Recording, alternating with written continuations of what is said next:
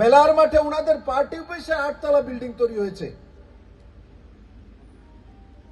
কিন্তু মাতাবাড়ির ইনফ্রাস্ট্রাকচারের কোনো পরিবর্তন হয়নি। আমার আজও খেয়াল আছে, মুখ্যমন্ত্রী থাকাকালীন বিপ্লব ঘোষ মহোদয় ওখানে বিধায়ক ছিলেন তখন,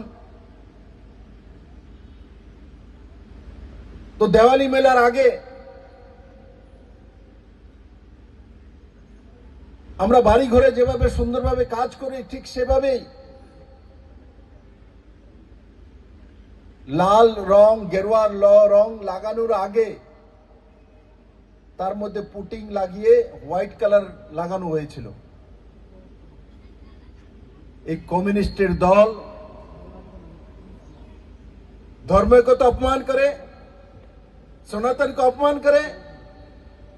পুরো দুনিয়াতে সোশ্যাল মিডিয়াতে দেখো বিপ্লব দেব এসে, আমরা তো কমিউনিস্ট ছিলাম, আমরা মাতাবাড়ির মধ্যে দেখো কোনো কিছু করিনি, এই দেখো বিপ্লব দেব এসে মন্দিরের কালার চেঞ্জ করে সাদা করে নিয়েছে। এরকম সাংবাদিকরা জিজ্ঞাসা, স্যার আপনি তো মন্দিরের কালারই চেঞ্জ করে দিয়েছেন। আমি সাংবাদিকদের বললাম, আরে ভাই, যার যতটা বুঝ ও ততটাই বুঝতে পারে। এদের সময় খানাপূর্তির জন্য শুধু গেরুয়া রং করে দিত মাতাবাড়িতে দেওয়ালি মেলার আগে, তার একটা বাজেট ছিল তার জন্য।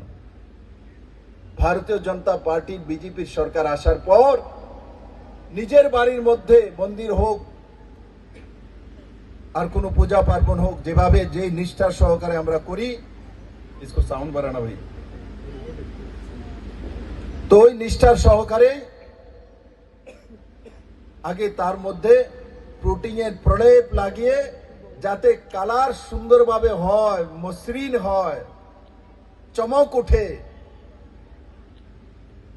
তার জন্য সেটা লাগিয়ে তার উপর পরবর্তী সময় গেরুয়া কালার লাগানোর পর মাতাবাড়ির যে মন্দিরের যে চমক,